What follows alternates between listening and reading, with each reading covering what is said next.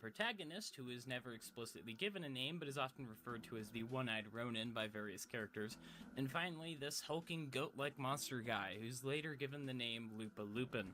Our protagonist attempts to shoot them, but their gun unfortunately misfires, leading to them to resort to using their sword. Botrix has correctly joined the channel, Charging it up with electricity and giving us some serious Metal Gear Rising vibes. After cutting clean through Lupa Lupin's club, who I'm now going to shorten to Lupin so I don't go insane repeating Lupa Lupin over and over again, Lupin then removes a naval mine that was strapped to his back with a chain and starts swinging it like a flail. The protagonist dives into a crack in the wall to avoid being smashed, only to discover they aren't alone in the dark room they found themselves trapped in. This opening scene, as I said earlier, is eye candy, and honestly an awesome introduction. For a new player, not knowing who these characters are adds a lot of mystery and gets the player thinking, are these guys rivals? Do they have a troubled history? What was the main character's first instinct to shoot him, if anything other than survival instincts? It's great for getting the player invested for what they're about to play and gets them pumped up to see what happens next. Reaching the title screen, we're also introduced to the game's narrator, voiced by David Shaw Parker, who, if you're a Warhammer fan like me, you'll know as Franz Loner from Vermintide 2, or the Medicae Servitor in Darktide.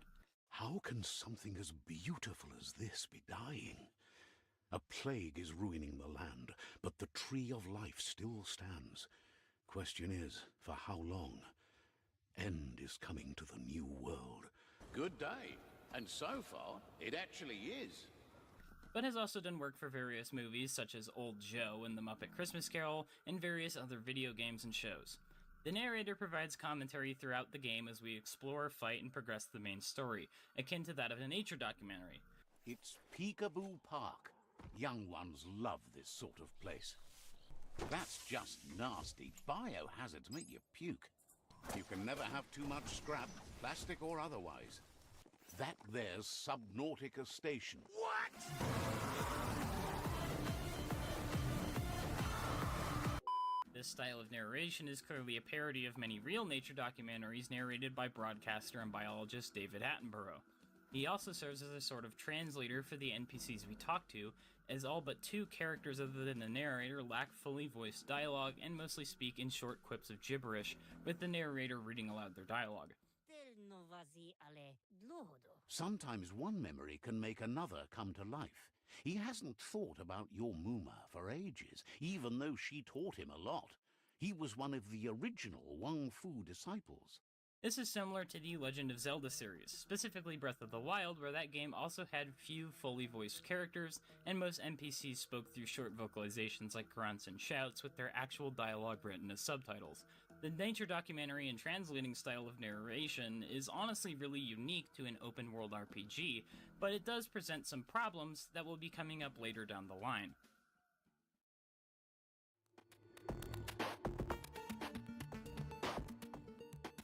Upon selecting a new game, we're thrown into the character creator almost right away, where we are presented with a variety of species we can choose from. In descending order, we have Primal, Dundon, Rex, Hyla, Fip, and Murgle. Each one not only different in appearance, but has minor stat changes between them that help them meld into certain builds. This is nice to have, but isn't necessarily It's a shame they're all horrifically ugly. Like the Elder Scrolls utilize a similar system for their playable races. We're also shown our stats, like any RPG, those here being Vitality, Strength, Intellect, Agility, Charisma, and Luck. These stats, while at first glance look pretty much like any other RPG, in terms of functionality, they're quite odd, and I can dive into that in just a moment. So, back to the species. Primals are described as an agile breed and have quicker energy regen and higher critical chance, but average melee damage and health. Dundons are stupider than average, but make up for it with raw strength, having higher melee damage and health, and higher max energy, but lower energy regen. Rexes are more balanced, having a decent health and energy pool. Hylas have the most health, but most chance of any species. Pips And why is that? and best suited for psionics, and yes, First, how did you become sentient if you were AI? Finally, I just had to Murgles are the review most IP. idealized and charismatic. Sure, We verify chance what? with the primals, but getting a Does boost Twitch in have that kind of their loot as well as a feature? boost to bartering.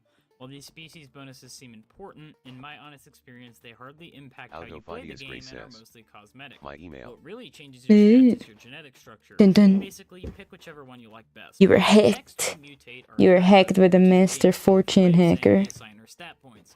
It's a clever system because as you shift the slider, your character's body literally reshapes to reflect your build. querrieoh says. Stack strength, and you become stout and intimidating. Pump agility, and you turn into a stretched out twig. Go heavy on intellect, and you're... Well, I'm glad you went through the effort of re-verifying. Boost vitality, Welcome to today's stream. Aldofidius Gray says. I wouldn't be surprised, I probably have a virus somewhere. Alright, easy fix. Just reinstall Windows. And I mean, while you're at it, just uninstall Windows and install Linux.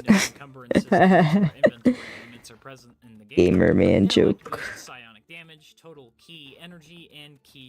But I mean, probably wouldn't be a bad thing to get Linux, I mean. But just a periodic reinstall of Windows can fix a lot of what you might suffer. No to what? No to reinstalling Windows or the dreaded Linux. It's gotten to the point where I'm tempted. There are some builds of Linux where it might not be that bad. As in, like, there are some builds that are less painful. There are some builds that people brag about where they brag about installing it on their parents' computers and their parents never noticed. I think it's more like Linux Mint and those types. Genetic resistance, which at first glance appears to be damage resistance to 4 different elements: heat, cold, radiation, and biohazards.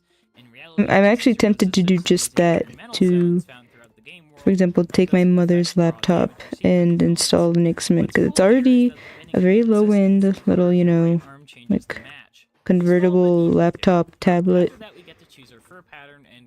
and it already suffers a lot. It'd be very interesting to see what would happen. I mean, I would tell her.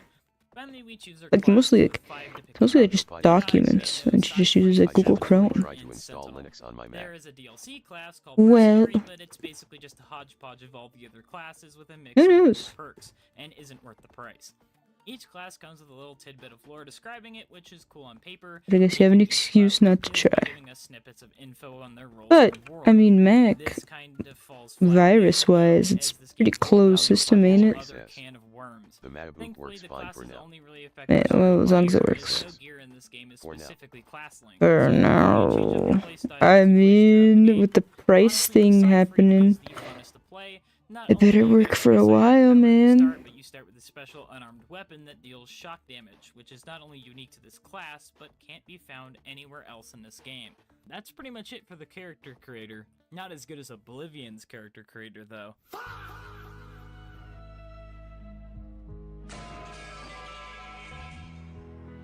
He needs mouse bites to live. After finishing character creation, we're thrown into the tutorial. This is where we're introduced to the 2 other fully voiced characters in the game. These 2 little imp guys, they represent the good and bad sides of the player character's conscience, little talking representations of the karma system.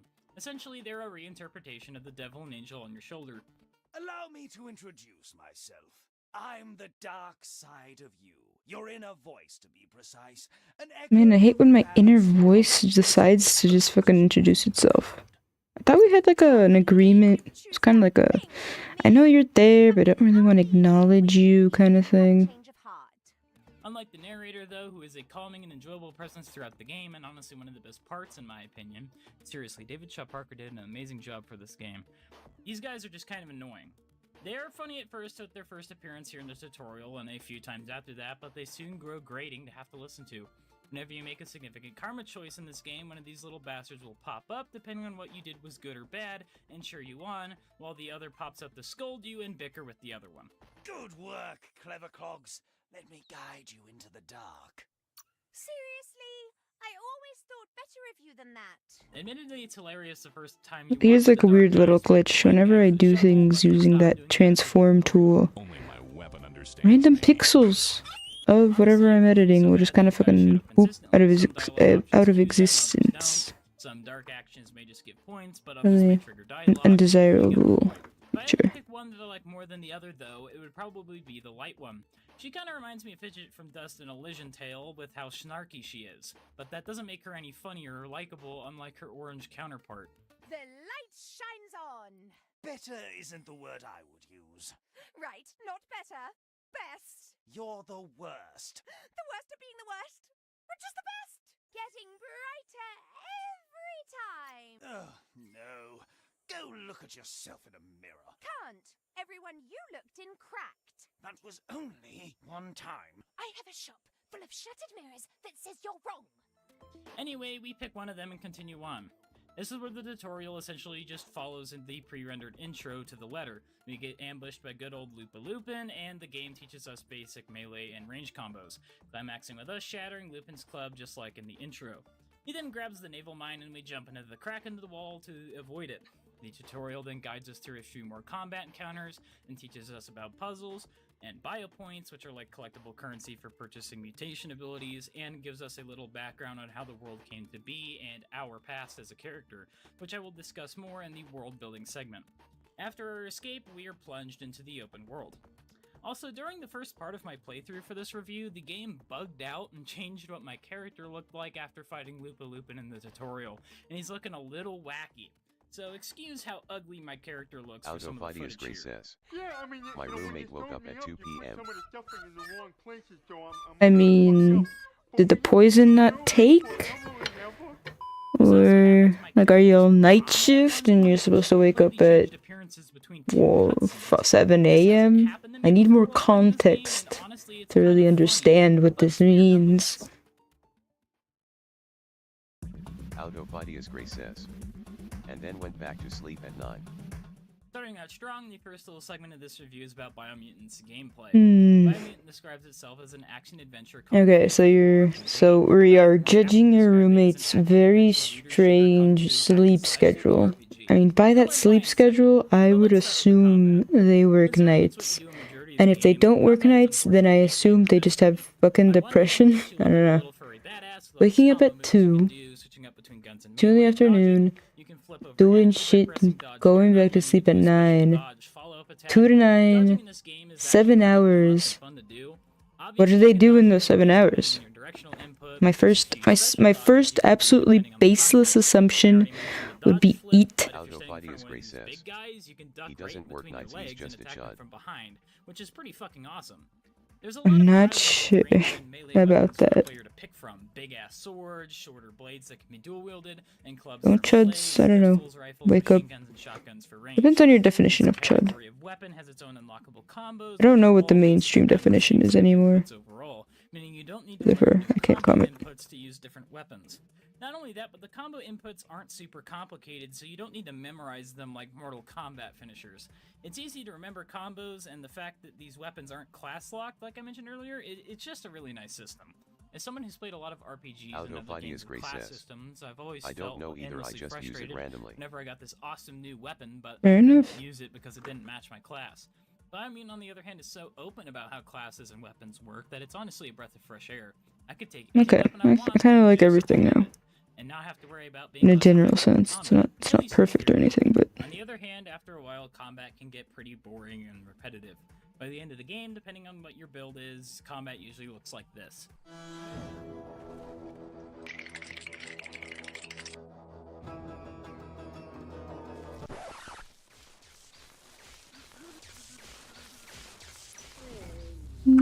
Gotta fix the ears, obviously. Most enemies, no matter what they look like, fall into 3 categories, not counting mini-bosses. Quadrupedal animal, small bipedal enemy, and big bipedal enemies. Mini-bosses fall into 2 categories, big animal and big fella. This lack of enemy variety makes combat slowly more and more repetitive. By level 10, you've basically encountered every enemy type. Occasionally you get a unique variant, like these guys in bomb disposal suits that are bulletproof and can only be damaged through melee and psionic attacks, or these robot guys, but these enemy varieties are pretty rare. One of my biggest gripes with combat is the parrying system. Normally I find parrying system in games like this super fun and rewarding to master. My gripe with parrying in Biomutant is that it is incredibly inconsistent. The game tells you that when these little lightning bolts appear above an enemy's head, that means you should press Q to parry their attack. This is misleading, as it implies that the lightning bolts cue you into when you should time your parry, but this simply isn't the case. The lightning bolts only cue you into when an enemy is going to attack, but not when to parry. This makes parry timing inconsistent, as some enemies begin attacking as soon as these symbols appear, and therefore can be parried instantly, while other enemies, the symbols appear almost a full second before the attack is parryable. Does whatever and he with wants. a small handful of enemies, the symbols only appear a half second after. As in he's, like, it's a day he's not working, so he just does whatever he wants on the day. I mean, Compare this to a game with a good but similar look, on one hand, we have, alright, it's his day off, let him do whatever he wants. But on the other hand, studies have shown that sleep consistency matters more than sleep length. Therefore, maintaining, you know, a regular schedule of waking up, getting out of bed, getting some sunlight at the same usual times, you know. Shit, I didn't care as long as it doesn't bother me so, but his sleep schedule is all over so. I mean, it's not like it, yeah, it's not like it affects either one of us. We're just speculating on it as random people. Like, I know nothing about him. I'm just speculating. Because I judge everyone based on their random habits.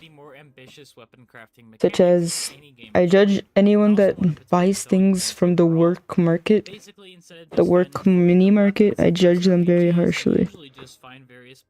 I like assume a bunch of very mean things. Like, I assume they don't have whatever, you know, they don't have the means of meal prepping, or they just make bad choices, or they don't care about their health, etc.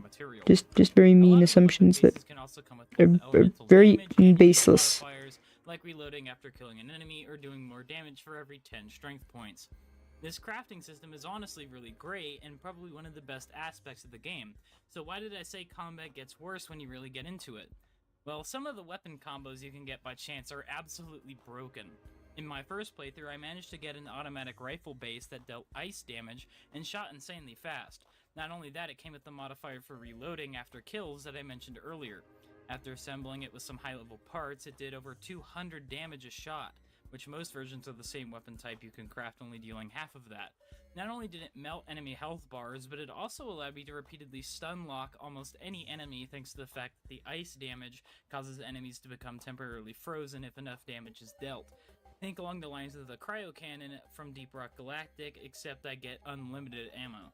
While this is entertaining the first couple of times, in the end all it does is take already boring combat and trivializes it, making the strategy for each battle stand around and hold left mouse button instead of the graceful kung fu dance of battle that I'm sure the developers intended.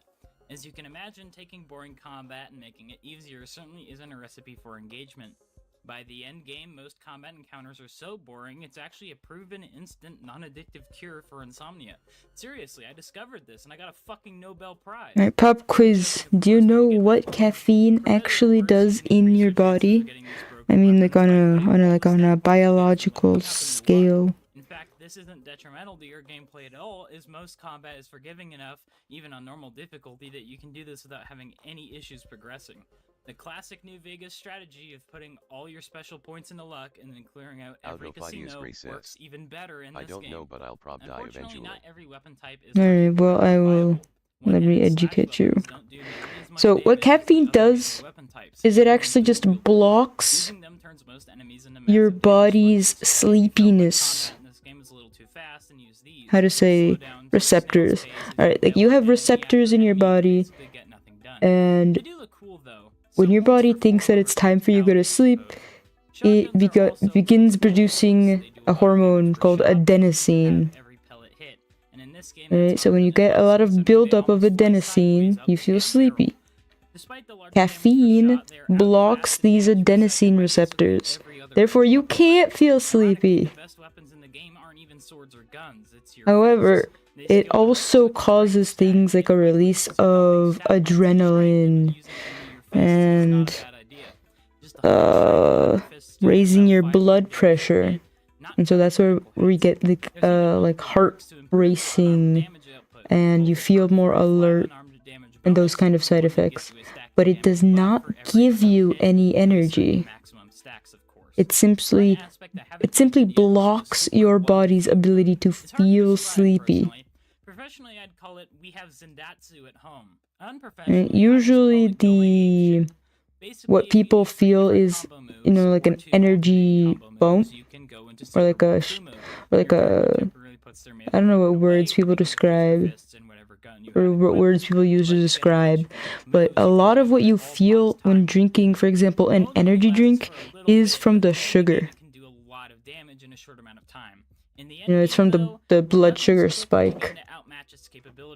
But then, as your body releases insulin and begins to break down that sugar and lowers your blood sugar levels to a baseline, that's when you feel a crash. It's not a caffeine crash, it's a sugar crash. Which you can earn either by working for a tribe or conquering another tribe. Some of them are melee and others are ranged. Quite fascinating, I thought. And all the ranged ones are underwhelming. Even the first ranged tribe weapon you can get is outclassed by the starting pistol in terms of damage per second. Even the melee ones are eventually outclassed by pretty much anything you can craft, and they can't be upgraded or broken down to parts or even sold, which unfortunately makes them take up inventory space. Thankfully, like I mentioned earlier, there isn't an inventory limit, so this isn't much of an issue. I just kind of feel sad that we can't at least upgrade them.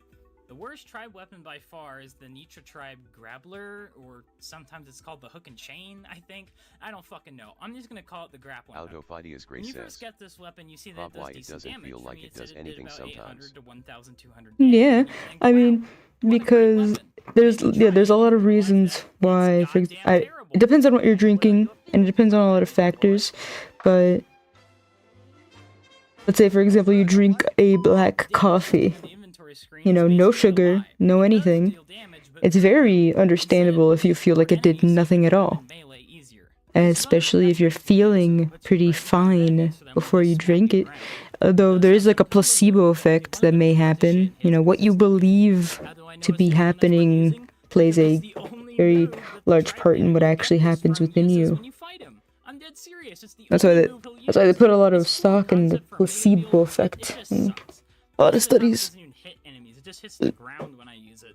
Absolute. And or for example, if your blood sugar is already spiked from, you know, perhaps something else you already ate. And the best ranged weapon is the Enkati bow. There's also two tools. I mean, it would only make things worse if you drink something that's very high in caffeine and sugar. Despite that one is a crowbar and the other one is a giant rocket-propelled fist, only the clonk fist is usable in melee. Why can't I use the claw bar as a weapon?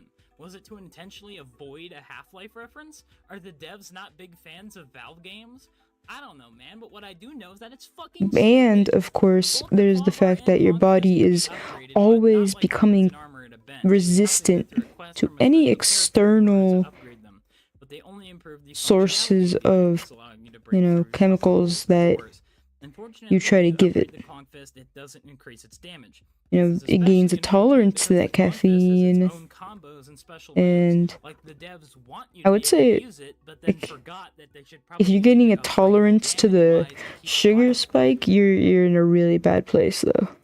The game also has mounts that you use both in and out of combat. Most mounts fall into the generic horse category in which you ride them. Well, your body should always be very breeds of horse type mounts, but unfortunately, how to say, differences that I can tell and are cosmetic only. If your body isn't dealing with the sugar,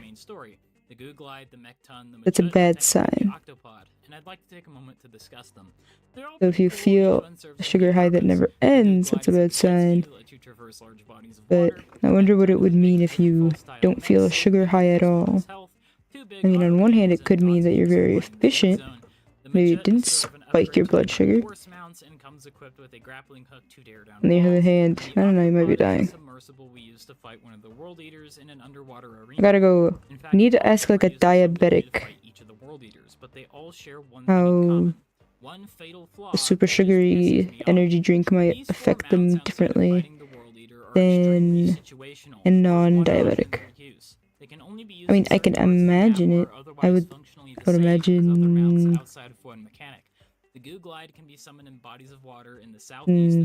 would strain their system more because I'm going to slaughter someone. I mean, do you just feel a desire to slaughter anyone at all, or where is this coming from? From a cliff and you don't have the stamina to make it to shore, you can't summon the goo glide to save you in most cases, so it's basically instant death. The mech ton especially pisses me off. It can only be used in the crevice areas of the dead zone, or in other words, this tiny little corner of the map. Trying to summon it anywhere else will get you no result, which is especially insulting as when you do summon it, it drops from the sky right in front of you. So this limitation doesn't even make sense from a physical standpoint. I could summon it anywhere I want, but the game simply tells you no. It's such a shame because this is such a cool mechanic and it's only used in one area. Even more insulting is that we can see it being used outside the dead zone in one of the teaser trailers. What the fuck, game? The Majut can be summoned and used anywhere, but it is functionally the same as other mounts outside of its grappling hook. So unless you come by very specific walls that can be torn down, literally any other mount will be just as good. And the Octopod isn't even really a mount. I only include it here because we technically use it as one when fighting the final World Eater, but it can't be summoned by the player at all. There is no use for it outside the boss fight, not that you're even able to summon it at all to begin with.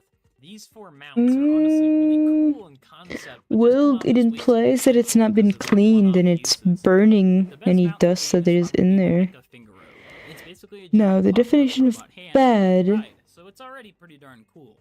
But it comes with a bonus. The mount depends on who you are. This hilarious melee flick move that deals big damage and sends smaller enemies flying. It even knocks For example, you can also press middle mouse button. I mean, if it's never smelled like that before, but you've been running the heater for like you know, I would assume like maybe like 1 or 2 months by now at a regular basis, and it's just smelling like this for the first time.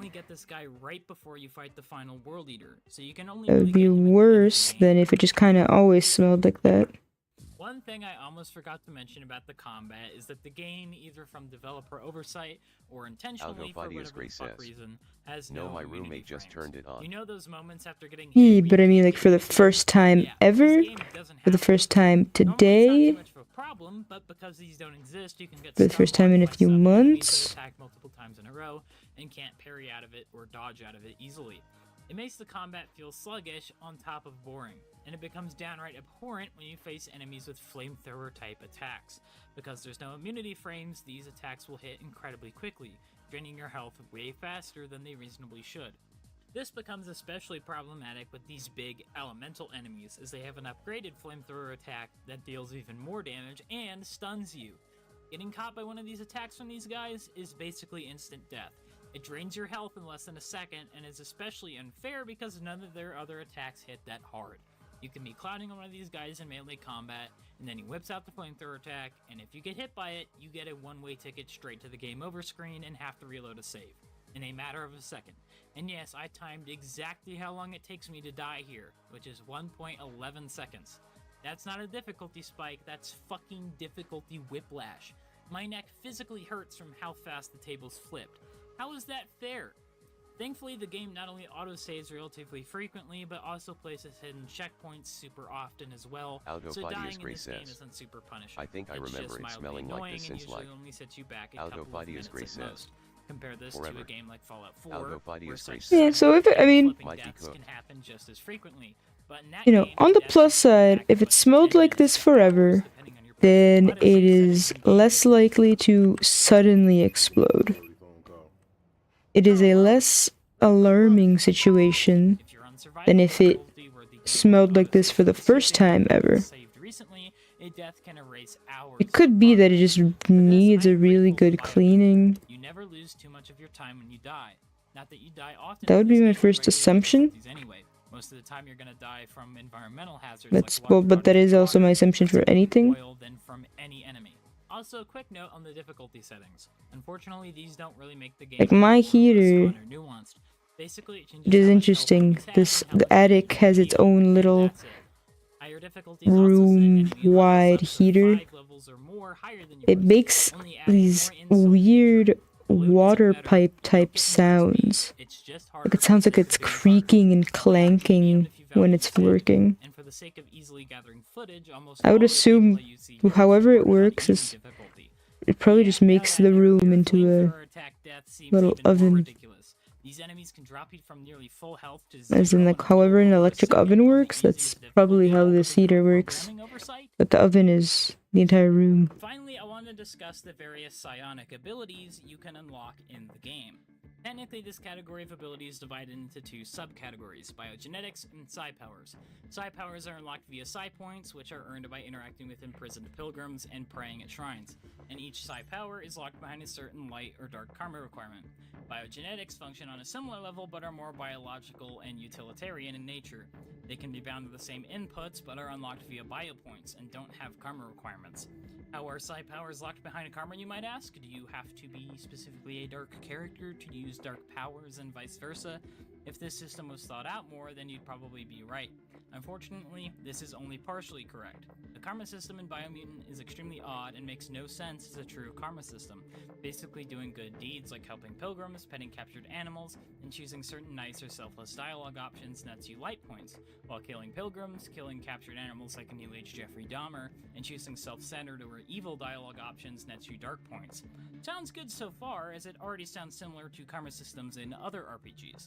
However, unlike those other RPGs, like, for example, Star Wars Knights of the Old Republic or Fallout 3, where karma in those games is like a scale, with 0 points being neutral and 1,000 points being maximum good, or negative 1,000 being maximum evil, for example, Biomutant instead keeps a tally of your total dark and light points, and how many you have over the other determines your character's alignment. As such, you need a certain amount of dark points to unlock certain dark powers, and a certain amount of light points to unlock certain light powers. This isn't survival instincts of and I alive. say this because while you can earn both light and dark points, there's no way to lose them Well, either. I wish you the utmost of luck. I too have a roommate who cannot cook. Or at least I've never seen him he has made spaghetti. It's kind of like once in a while we'll get home and there will be something on the table and be like, wait, you made that? And they'll be like, yes, I did. And I won't really want to eat it, but it'll feel like an insult. Or like I'm being very rude if I don't. He's the kind of guy where you could lay out some delicious food and tell him, okay, all you have to do is put it in the air fryer and turn it on. And he might not be able to do it. Like I would really, just wonder. He survives off salad bags and frozen vegetables. And they're just the type of person that you sometimes don't have high hopes for. But here, bro, I mean, if he's less than 50 years old, then I'm sure you can learn. Fucking force him. I don't care how. Make him. I don't know how I would try and teach someone to cook. I don't know how to cook. I just cook. I mean, it's kind of hard to cook when you're tied down, though. Since it doesn't do direct damage, this one is good for about any build you run in this game. There's a few that are mostly just flashy and aren't super practical. Like, people need to get the idea. It's not like... Knowing how to cook is not like knowing how to do taxes. There's not a wrong way as long as no one dies and nothing is on fire. I feel like learning to cook is more like learning the common sense needed to be in a kitchen without being a hazard to humanity. Like, how do you use a stove? Outside of that, it has very little utility. You can't use it to float across water, which really sucks, and it drains your energy for more useful powers. Not burn things immediately. Power to get a huge amount of forward air momentum, as levitation cancels out the effects gravity has on repeated blaze uses. So you can cross. I feel like if you just start off with boiling an egg, and then move on to scrambling an egg. Oh yeah, I took home economics, and then I took specifically a cooking class in high school. I love that shit. Did I love just the good food I got to eat in school? Yes. There's one teacher that taught us how to make fried rice. There was one cooking class, or I think that one was specifically a home ec class that just had a really big focus on the cooking. There was also like a check writing section and all that fun shit. But that one teacher, she had like some inn at the local Panera Bread, and she would bring us their like day-old bagels. I learned a lot from that program, and it got me my first job. Oh, it sounds like you might have taken like a maybe more like official class with a certificate, maybe a community college or something. Oh, I remember you mentioning cooking. Or like line cooking or restaurant cooking or some shit. These powers are flashy and look super cool to use, but because they don't deal a lot of damage and use energy essential for more important mechanics like dodging, they can go underutilized. And outside the game, they're impractical or even detrimental to use regularly unless you've built your character. Well, that doesn't stop most people. By picking the Cypher class and putting levels into hundreds of thousands in debt, here I come. Game, though, and you can play through it in its entirety without ever using them. That wraps up gameplay. Overall, I'd give it a 5 out of 10. Not great, but not necessarily bad either.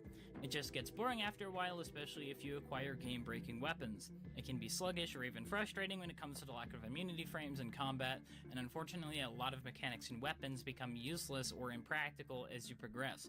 With a lot of special weapons, you can get underwhelming or even downright unusable.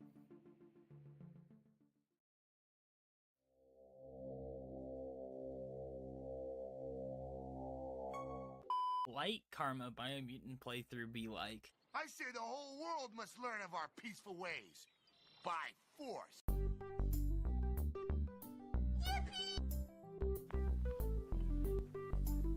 Oh yeah. That's good.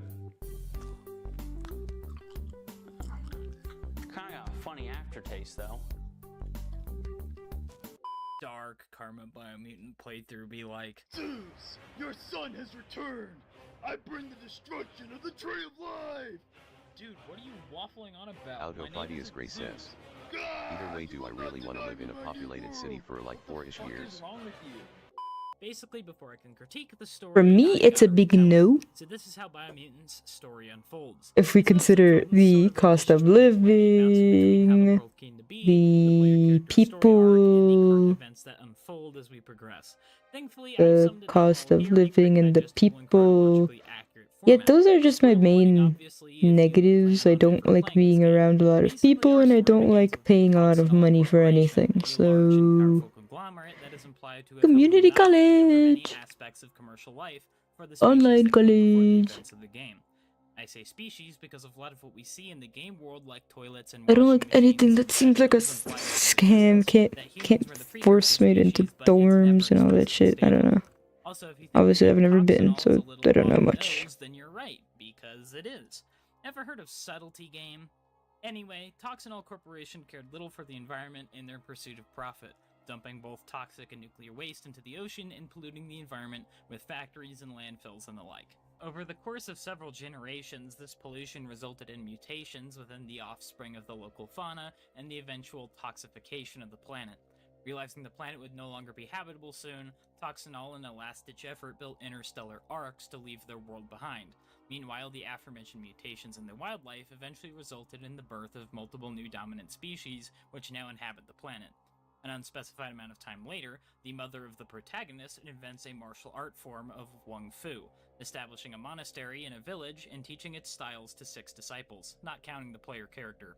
She then tracks down and kills the mother of Lupa Lupin, believing that the beast was a threat to the area. During this time, the young protagonist learns from this guy, Out of Date, about the ever-important Tree of Life and the Nano, or Potato People as Out of Date calls them. The protagonist then returns to their village to meet their mother for training, where we learn that 3 of the other disciples see it fit to bully them for whatever reason, which is never explained. I'm going to assume it's privilege of being the son of their teacher. It's during this bullying scene that we get what I consider to be one of my biggest gripes with the writing here. The bullies decide to beat the shit out of us, so we need to defend ourselves. Defeating the first 2 is always easy, but as soon as you try to hit the third one, you're thrown into an unwinnable QuickTime event, which forces you into a scripted loss. This is honestly one of the worst scripted losses in any game I've ever played. Why? I kicked the other 2 in the dirt. Why am I always forced to lose this battle? What's more insulting is that a more sensible scripted loss happens a few minutes later when Lupa Lupin attacks the village and you fight back with your mom. That one makes sense. You're fighting a big monster as a child. The one with the bullies is absolute dog shit. There's no reason for it to exist other than to force this narrative that your character has trauma from being bullied. I love American stupid, paper and walls. I hate it. I got a letter. I don't know. I've never had much of an opinion on walls until I started trying to hang things on them. I have a feeling I'm not getting a lot of my security deposit back. It's ridiculous. Couldn't possibly be true. Though I am using like a type of tacky, like plumber's tacky, that kind of thing. If they're used sensibly, like the opening to Devil May Cry 5. That fight is but the things I did, I really wanted to have shelves to hang, not hang, but just like place little yarn things on. Biomutant technically does this when we fight Lupin in the tutorial. This bullying scripted loss, however, just leaves me confused. What happened? Why did I lose? I was kicking ass and suddenly I'm not anymore? Whatever, on with the story. That night, Lupin returns as mentioned earlier, burning the village and monastery down and slaughtering the protagonist's mother and father. After this tragic event, the protagonist goes into an exile outside of the known world for an unspecified amount of time, but enough time to grow into adulthood. During our exile, the 6 other disciples split off and formed 6 different tribes around their Wung Fu style and weapon. By the time you return to the known world, we learn that the Tree of Life is dying as it is under attack by 4 mutated monstrosities known as the World Eaters, and with the 6 tribes in a large-scale conflict that's currently in a stalemate. Each tribe either wanting to save the tree and the world in the process, or let the tree die to let the world be reborn. That's where we begin the game. We're supposed to align ourselves with the tribe to not only end the tribe war, but also choose the fate of the world. Since we're on the topic of the tribes, no better time than the present to introduce you to them. Biomutant quickfire tribe introductions, go! Objectively the best tribe. Sucks because their weapon sucks. It's the biggest piece of dog shit. Absolute fucking dog shit. The HECU or something. Says, Yo Automod. Adrian? Wait. Instagram. We have Jag at home. Now back to the video. Fuck you. First side with a tribe in the game has us initially picked between Jag and Myriad. Stop doom scrolling Instagram, okay? Stop it. Find something better to do. Like I mentioned earlier, each tribe has either a light or dark Find a aura, book. and the end goal for the Tree of Life is reflected. Practice your handwriting. Light tribes want to save it and the world, while the dark tribes want Learn to the world draw or have a hobby. After we side with No, the tribe, we have the time you spend on Instagram. Yeah, see? My handwriting is shit. I knew it was shit, that's why I'm telling you to improve it. There are 4 of them, the Porky Puff, Jumbo Puff, Hoof Puff, and the Merc Puff. And yes, they are all called Puff. Each one of them has a specific character working alongside Out-of-Date on various methods to stop them. These methods are the previously mentioned And I'm never gonna be able to convince you, because I'm never gonna have like a reason. The amount of reels my roommate sends me. Goo, if that wasn't already obvious. Yeah, well, he's addicted to. Everyone get off. Get the fuck off Instagram. Or set yourself one of the Instagram. I like the time limiting feature on Instagram.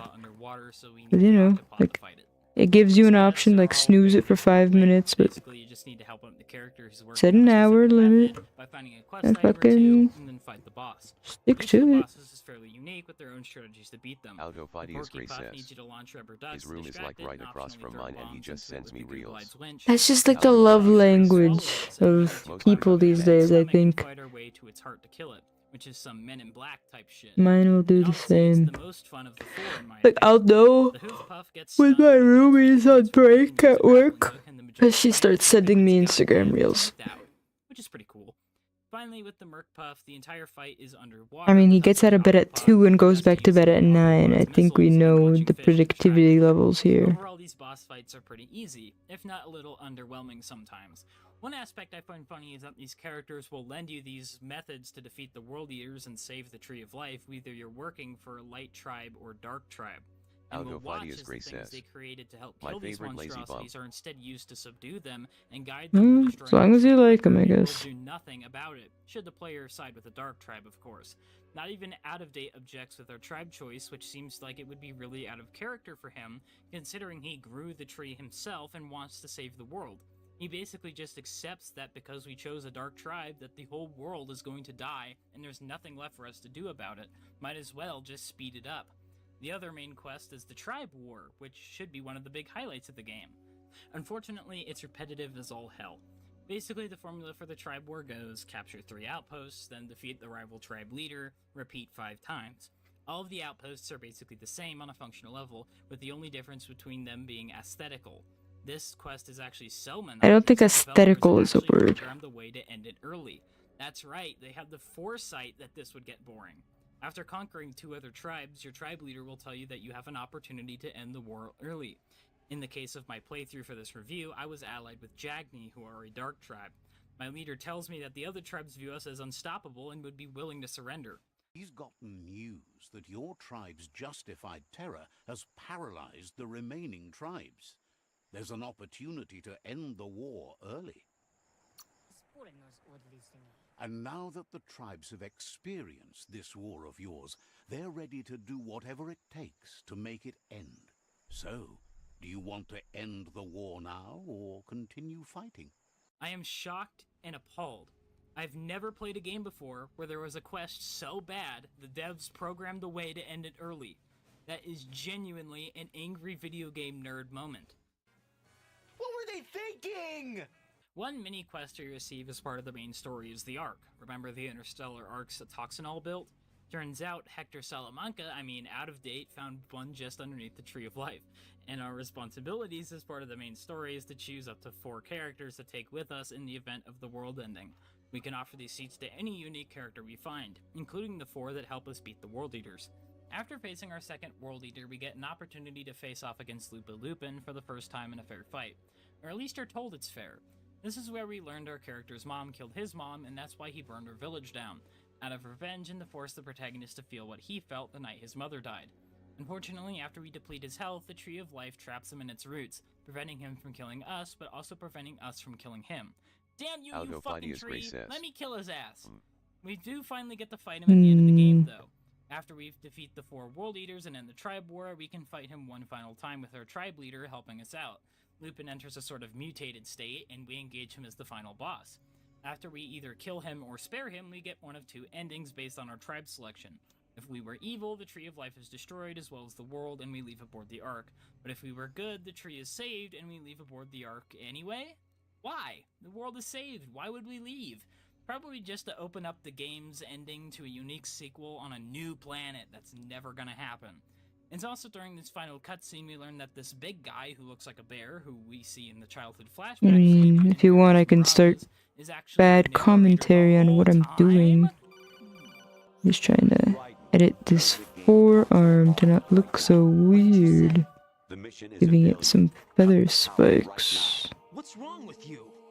So you're probably wondering, why does this story feel so short? Well, there's nothing really else to it. It really is that short. It's just longer in practice because a lot of these main quests are padded out with repetitive crap. A majority of the meat in this game is in the side quests. This game has an absolute buttload of side quests, and not all of them are good though. Most of the good ones involve unique characters, and this game has a decent amount of them. But here are my favorites. There's Jumble, who loves making juice. I like him because he's kind of cute and he's got a funny little snaggletooth. And his side quest gives us access to the best healing item. If not, you've come to the right place. He's widely known for his Jumble juice. All my homies stand Jumble for real! Also, there's Nako, who helps us with the 3rd World Eater. I like her character design. She's probably the closest thing a character gets in this game to being actually cute. Other than Jumble, of course. She is such a bad bitch, though! And last but certainly not least is Honky. He's cool because he runs the best shop in the game, and he kinda reminds me of the spiffing Brit for some reason. You can invite all of these characters to join you on the Ark after you complete the related quests, though some won't join you depending on your karma level. This is the only instance that I know of where the game directly locks you out of something depending on your karma level, something I find odd considering the ham-fisted morals. When you talk to most characters, they end up usually rambling on about being good or being bad, and ends up making every character sound the same. The game has many instances of the game saying stuff along the lines of, "You're bad now, but I still know the good inside of you." Even the evil characters will say this to our face. He remembers your kind and unselfish soul, and can sense you still have it in you, the will to do good. Why the game makes you try to second guess your choices even when playing purely evil and interacting with purely evil characters is beyond me. It's very odd. I know I want to be bad. I'm literally talking to the leader of an evil tribe. Fuck off and let me be evil. Tying into what I mentioned earlier, the characters don't really react to the player character actually working to end the world. They may comment on it, but even if they personally want to save the world, they'll take no action against you. Wonders why you're flapping around with the Jagni. That's curious. I would assume characters would try to kill you if they knew you wanted to end the world, and they didn't want the world to end. And try and stop you from destroying the world. This is an unfortunate case where it's so hands-off with letting the player do what the player wants that it actually hurts the game in the long run. My biggest gripe with the characters in general is that none of them are fully voice-acted, but their dialogue is so generic it almost isn't dialogue, so it really doesn't even matter. Peddler is eager for you to have a look at the wares. Suggests you take it easy. You won't strike a good deal here if you're in a hurry. Most of it is the exact same thing over and over again, especially with the previously mentioned tribe war quests, which only adds to the repetitiveness overall. You don't get many options for responses either.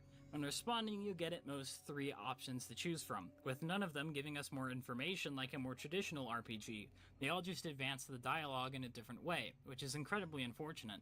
It makes interacting with the characters more like reading a goddamn slate than talking to an actual person.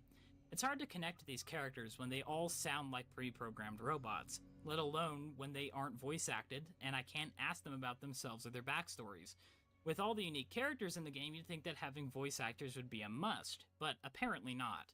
Finally, I've mentioned Out of Date a lot, so I'll talk about my gripe with him a bit more in depth.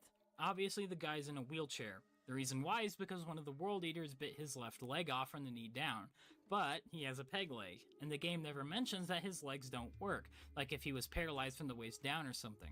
Because his leg was bitten off by a big monster he was trying to hunt down, Out of Date in a sense reminds me of Merrick from Sea of Thieves, except Merrick got both his legs bitten off, has 2 peg legs, and both stands up and walks around just fine. I know it's kind of a design choice for Merrick to have 2 peg legs and isn't realistic, but either Merrick is just built different or Out of Date is a pussy. Anyway, he's in a wheelchair, but there's multiple instances early on in the game where he appears, literally out of nowhere I might add, to tell us stuff. How does he do this stuck in a goddamn wheelchair? Whenever he does this, there's no animation to show the passage of time, like in Red Dead Redemption 2, to suggest that he took the journey. Does he teleport? What the hell? The most egregious example of this is right after the tutorial. After we meet him for the first time, we need to exit the bunker we're in, and the only exit is by climbing a rope up to the surface. After we do a cutscene with a World Eater and get a tutorial on how our actions affect our karma, is when it happens. But hold up! Wait a minute, let's rewind a little bit. Did you see what I saw? There's no fucking way, dude. There's no shot. Let me look this up. Okay, so it turns out the name is 1 letter off. But for a second there, I thought I was going to have to deal with the psychological crisis of realizing that Notch himself worked on this game. Well, back to the regularly scheduled review. After we do a cutscene with a World Eater and get a tutorial on how our actions affect our karma, is when it happens. He suddenly appears several feet back from the direction we came from when we left the bunker, clearly implying that he left the bunker to tell us something he forgot. But the only exit was to climb the rope. How the fuck did he get up that rope? Does the bunker have wheelchair-accessible exits we don't know about? There is no way he climbed up that rope. His ass is not built like Joe Swanson. This old fuck does not have the upper arm strength to lug both his body weight and the weight of this wheelchair up at least a 20-foot ascent. How the fuck did he get out of the bunker? Explain it, game. Explain it, damn it! Are you even gonna be outside the whole day? Just deal with it. It's not the worst thing I've ever read or I took a walk this afternoon. My other roommate was like, it's too chilly. And you know, I walked yesterday. Pretty generic. So overall, and I was like, bitch, just get your ass out here. I'm Floridian, I can't. I don't care. Finally, for the third Adapt yourself. I'd like to discuss the world building of Biomutant. The building and intricacy of a fictional world is one you of the chose wherever you are. Deal with the cold. This game's world building. How does that saying go? Wide as an ocean, deep as a puddle. Yeah, that's exactly how I would describe it. There are so many things in this game that exist, but have no explanation as for why they exist. Take these big guys, for example. They're basically the game's version of Ogrins from Warhammer 40k. Same proportions and same vibe. But unlike Ogrins, there's nothing in the game that explains why they exist. No lore, no culture, and very little social role. And that fucking sucks, because I love Ogrins. Then there are these ghoul-like enemies that show up in biohazard zones. They're honestly some of the creepiest and most well-fitting enemy designs in the entire game, over the most and they might as well not even exist. No NPC mentions them, they're not tied to quests. You could probably like Google something interesting about that. To beat the game and never even see them. Remember our psychic powers? Like the player character is the only how different bodies adapt to different temperatures, and that can be why you feel cold class would suggest otherwise, and that characters could be psychic. when others might not. Speaking of which, all these classes we can choose at the start of the game don't exist anywhere else in the game world. Only we can be these classes.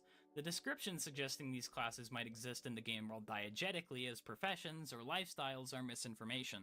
The Sentinel class, for example, describes them as belonging to a house, like an influential clan, something along the lines of House Telvanni from Morrowind. But while the game has tribes, there are no houses.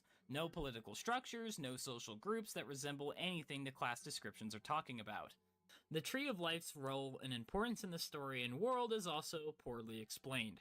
It's implied that it's supposed to be cleansing the world of its pollution and healing it with the nana related to it somehow.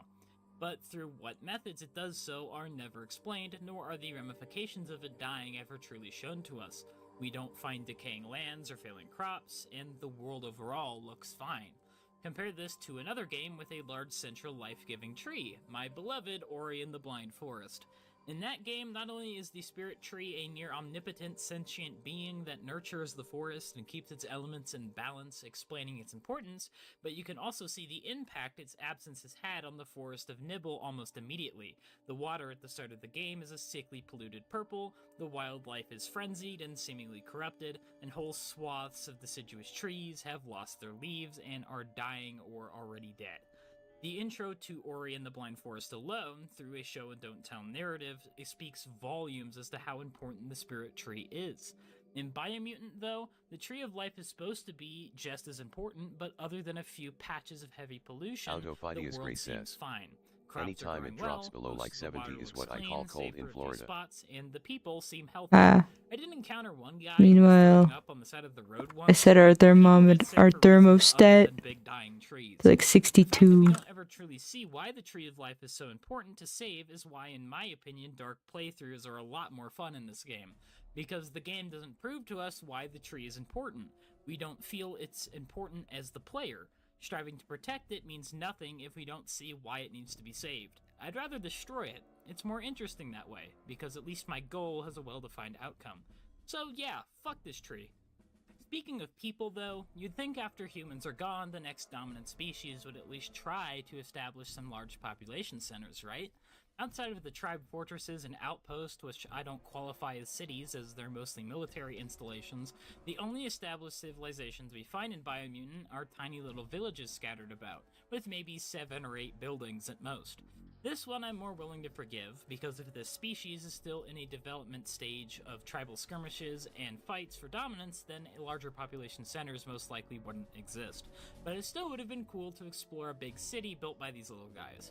Especially because some screenshots on the Steam page for this game show some pre-release footage with more densely packed buildings and larger settlements, hinting a larger city was likely in the works to be added, but was cut The high is only like 61 for me. TMRW, I'm dead. Nothing important to say. Think along the lines of So just spoiled a baby. It's gonna be 61 outside of your house. I have to spend money on heating to make sure it's at least 61 inside my house. Says you're smart to take care of business while the sun is up. Says you'll meet again. You can't learn anything new, there is genuinely no reason to engage with the people of this world because they don't contribute anything to it. There is one side quest that kind of subverts this though, and that side quest is It Takes a Village, where you stumble upon a village that's being burned down by a rival tribe, and you and the tribe you're allied with help out. You deliver to the village, help cut it, and eventually their village is if you consider that it's, you know, short, unfortunately, for a quest centered in the around 20s to 40s outside the house, think of how much money is spent keeping the house 20 plus degrees higher than the outside. And after the quest is done, some of the townsfolk will even bow to you. It's too expensive for me. Which actually makes them feel like people. Unfortunately, this side quest is entirely missable, as the village that gets burned down is entirely random depending on the playthrough, and only happens when you're allied with a light tribe and isn't repeatable. On top of that, this is the only example of a quest like this, so despite the praise I give it, it isn't enough to redeem the game's world building overall. In fact, it kinda hurts it. Because the quest is so one-off, it's disappointing that there aren't more quests like it. Every town should have a quest like this that impacts the town's fate and what the town thinks of you. What about the world that came before, and Toxanol? The game only gives us the most bare-bones explanation as to what they did. There's little evidence of any actual civilization that the precursor species had in this game, and by that I mean cities, government buildings, and the like. The most we get are these extremely small towns, likely built to house Toxanol employees, basically mini Pripyats. Pripyat being the town near the Chernobyl nuclear power plant in Kiev Oblast, Ukraine, built to house the plant's workers, which now sits as a ghost town and a grave reminder of the dangers of radiation. Most of the other structures we find were factories, power plants, gas stations, small stores, fast food restaurants, and the like. Going home to Radiator Springs. Going home. There's no explanation of the society that existed before the events of the game other than what we know of Toxanol. No described government, no major cities, no mention of country names. Are we to assume that it was a corporatocracy and Toxanol had major influence of government and that's why they got away with what they did till it was too late? What I just assumed is more information than the game ever gives us. My biggest issue with the world building can be consolidated into one village. This little village is called Bomba Ball Stop. Odd name for a town until you go inside. Now take a look at this for a second and tell me exactly what it reminds you of. If you said Megaton from Fallout 3, then you'd be 100% correct. The name, the atomic bomb in the center of the town, even down to a quest to disarm the bomb for a reward. This entire town is just essentially Megaton, lifted straight from Fallout 3, without any of the lore, story significance, or post-apocalyptic charm. I don't know why when he said Megaton, I really was thinking Undertale, then he said Fallout. Holocaust or arms race or anything before Toxanol abandoned the planet, and yet here a nuclear bomb is sitting in the middle of this town. Not inside a munitions depot or a silo if this was a warhead on an ICBM, but halfway buried in the ground as if it was dropped from a bomber and never detonated. There is no logical reason for this bomb to be here, and yet here it sits. The town doesn't even have environmental storytelling to suggest that this location might have been a nuclear test site in the past. No, maybe the battery's going bad. Because that would actually be kind of cool. My phone doesn't overheat very often. Sometimes if I leave the hot spot on too long. Or, in a really weird case, whenever I'm trying to listen to YouTube videos or Rumble videos on my phone through Brave. Usually when I charge it. Probably has fast charging on then. I mean, if you don't want it to get hot, you could turn fast charging off. Any spoken dialogue, but we also play as a non-sapient slug cat, for Christ's sake. There's only 2 characters that even talk in the game.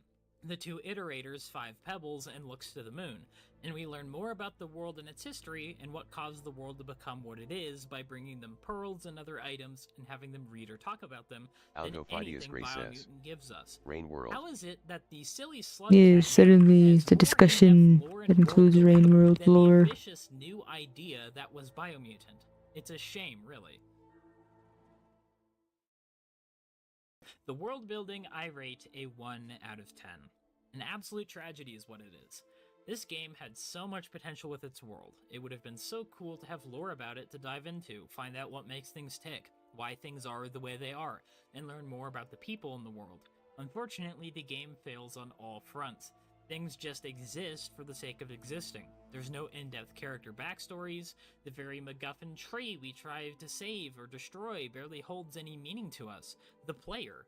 Not only that, the people in the world aren't interesting and have nothing to say.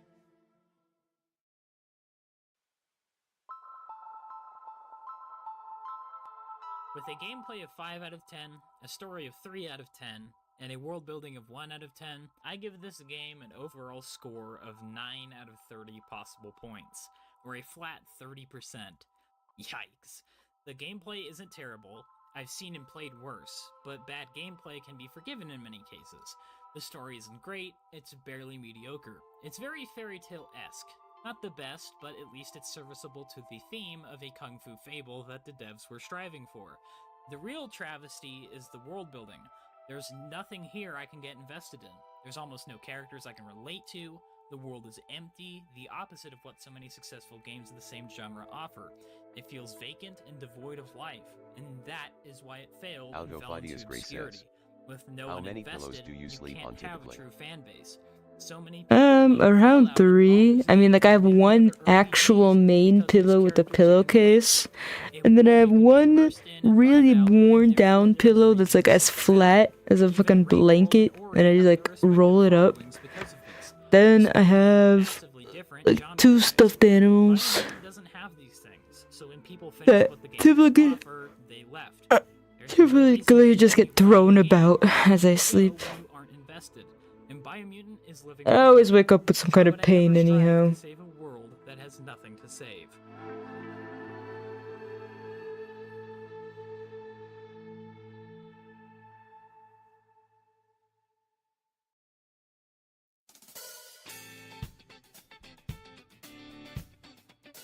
And now comes the time for me to provide constructive suggestions on how to improve the game. These are just a few ideas I've had, so I'm not covering every base here for the sake of time, but I think these are some of the game's biggest problems. 1. Add more voice acting and proper dialogue. This is supposed to be a story-rich RPG, and only 3 fully voiced characters isn't gonna cut it. I understand that the team behind this game was small, but with backing by THQ Nordic, you'd think they'd have the ability to draw in more voice actors.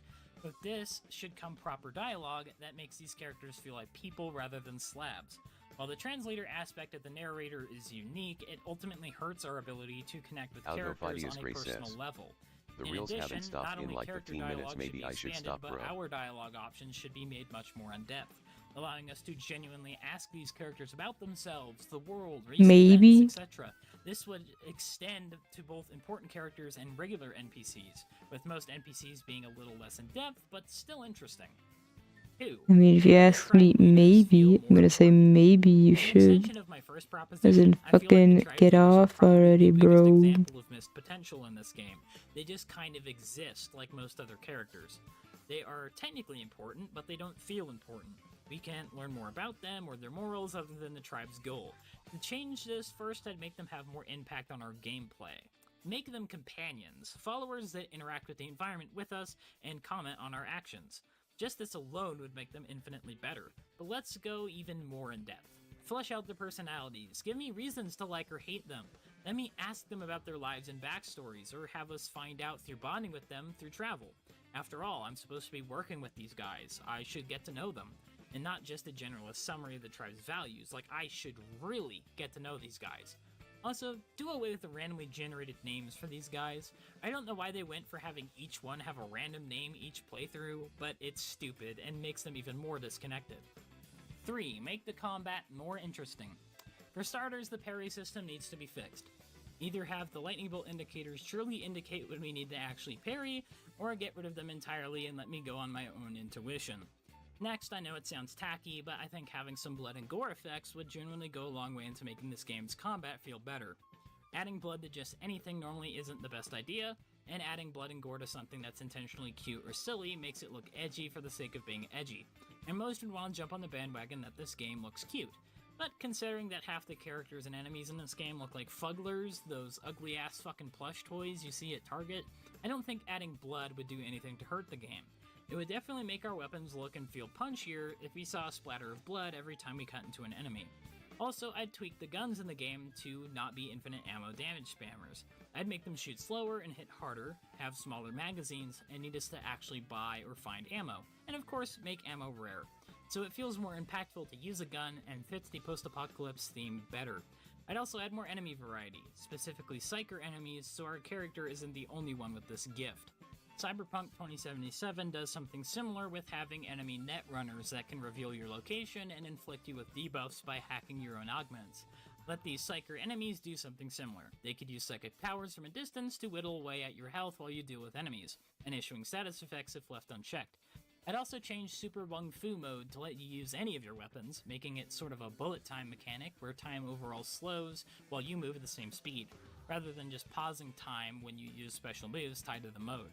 This would keep it viable throughout the entire game. Also, make the psychic powers actually powerful and not just gimmicks. Make these truly change the field of battle.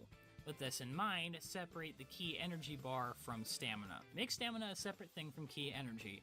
Stamina being used for dodging and special moves, and regenerates at a decent pace, while key energy doesn't regenerate during combat without the use of consumables to restore it, meaning we can use them a limited amount of time in fights to balance their power. The game does have energy pills to restore key energy, but they're useless because it regenerates extremely quickly. Make those useful. Also, on a bit of an off note, but make those story mounts more usable. Let me use my mech outside the dead zone, like in the trailer, and I'll be a happy man. 4. Improve the world building. Finally, the world building being the biggest issue needs a massive overhaul, starting with the Tree of Life. It's not explained to us how it's saving the world and cleaning it, so it doesn't feel super important. For starters, I'd make it so parts of the world, or the world as a whole, are suffering from the tree's weakened state. Dying crops, sick people, dirty water, dead sections of forest, etc. Explain how the tree is actually healing or keeping the world healthy amidst the pollution of the precursors. Maybe it's releasing microbes and nutrients into the soil that are keeping the area healthy. Considering the tree's size and the span of its roots, that would be a decent explanation. Perhaps the nano mentioned earlier help keep the tree healthy by eating parasites or providing it with their own supplied nutrients back, forming a symbiotic relationship. With the psionic system, adding more psychic presence in the world other than just the enemies earlier would be excellent. Perhaps a faction who seeks out individuals with psychic potential in order to teach them to manifest their gifts, like the Scholastica Psychana from Warhammer 40k. This faction could have its whole in-depth side quest and rewards. Same with the Ogre-like characters. Please give these guys lore. Give them reasons to exist and personalities. Maybe extreme gigantism is a common mutation amongst the people of the world thanks to the background radiation and pollution. And just because these guys are strong doesn't mean they need to be dumb. Having most of them be slow would be funny for some comic relief, but having maybe a handful being well-mannered and intelligent would be even funnier. And would not only subvert our expectations, but give us some extremely memorable characters too. The ghoul enemies should also be expanded. It's clear they're inspired by ghouls from Fallout, more specifically the feral variety. Have these guys be mentioned by NPCs, have a side quest involving them, maybe explain them as individuals who ventured into biohazard zones, having severe chemical burns and brain damage from exposure, reverting them into mindless shadows of their former selves. For the side quest, maybe a village nearby a biohazard zone is under attack by regular waves of these feral monsters, so we need to venture in and stop them. We should also be able to find notes or computer entries from the species that came before, something that helps us learn about them, and their society, and the events that led up to the game. The game already has computers, but all they are puzzles for you to solve for XP. They don't tell you anything.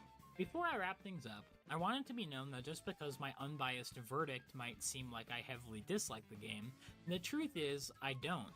I had a lot of fun in this game, even if the world building isn't good, the gameplay isn't polished, or the story is bland. I had fun the first time around making my little guy, exploring the world, meeting the characters even if they aren't super interesting, and I do enjoy most aspects of the character design, especially the Jagni Sifu. He's my little evil goober. It's important to remember that this game was created by a team of only about 20 people.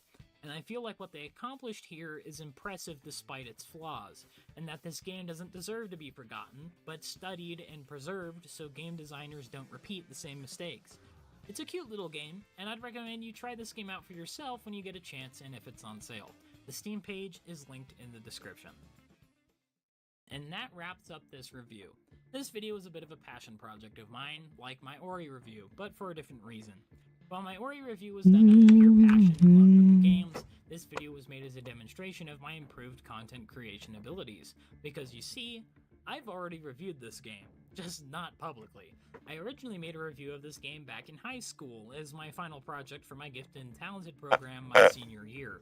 Back then, I was significantly inspired by The Angry Video Game Nerd, created by James Rolfe, and I tried to emulate that style of review. At the time, I was inexperienced in content creation, and I did not have access to the tools I have today. I was stuck with WeVideo instead of Adobe Premiere, WeVideo being a web-based video editing software that was functional but limiting, and was buggy. Not only that, but WeVideo didn't have many tools for audio management, so some of the sound effects I used were either too quiet or way too loud. Also, my mic sounded like garbage because I was recording with a Chromebook. Needless to say, it wasn't my best work and obviously inferior to anything I have on the channel today. I wanted to YouTube is trying to recommend me a video about High Guard, but it's not in English.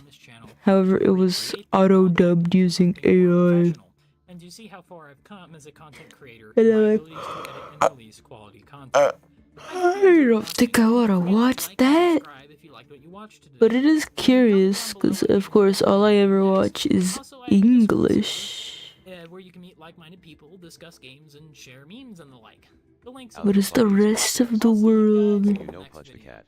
No, I do not. What is Pudge the Cat?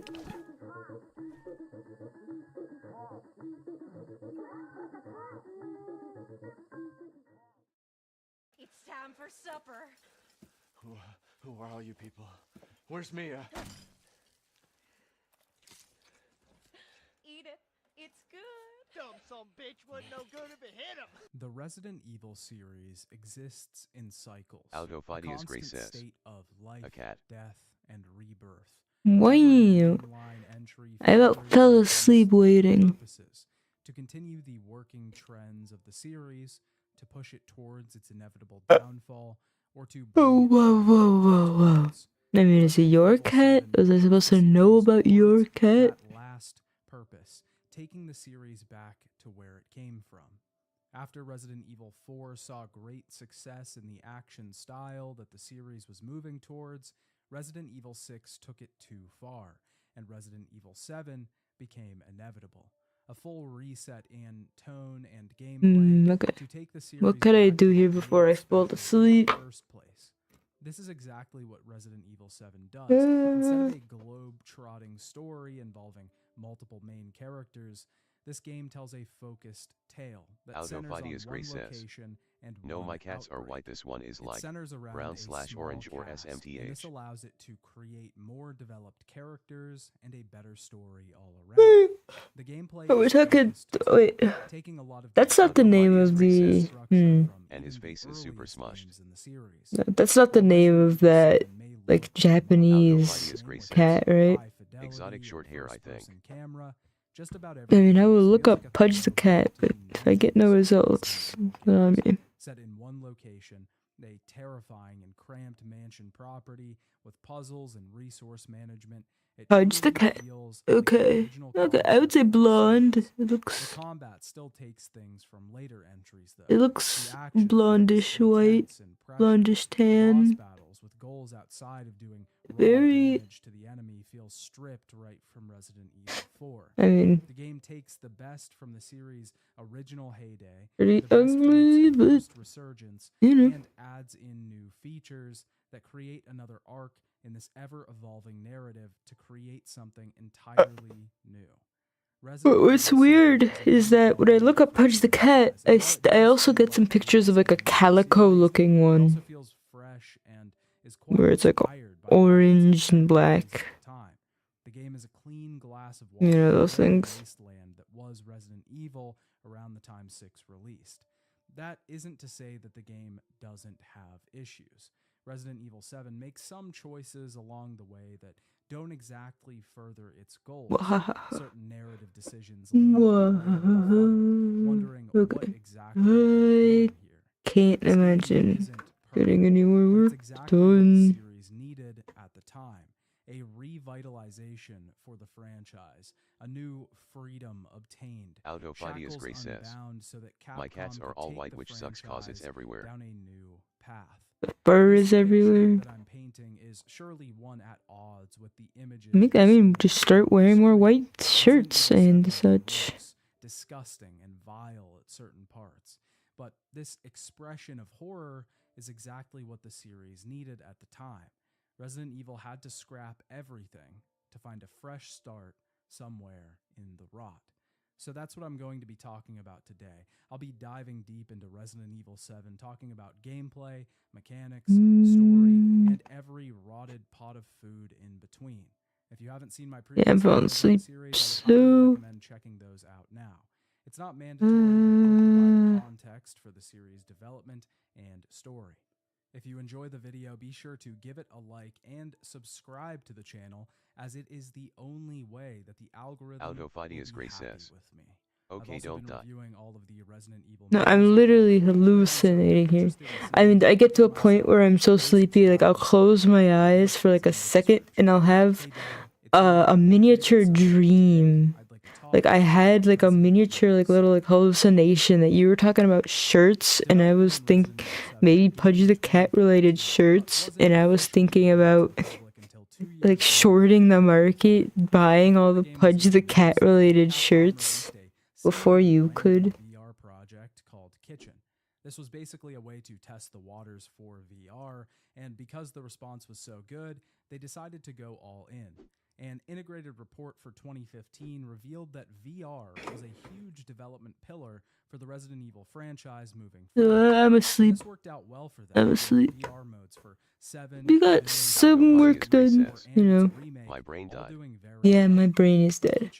Therefore, I'm going to bed. That's it. I'm gonna go to freaking bed. It was certainly a lot more gritty. Good night. Grounded than the previous entries had been. I did not. I think I used these days off pretty okay. Yeah. Like I didn't get everything I wanted to get done, but I did hopefully relax enough to survive the upcoming 3-day work weekend. I wish everyone a well rest and a good day of work and survival in this world. Good night. As executive producer to try and fix some of these things. Takeuchi's first goal was to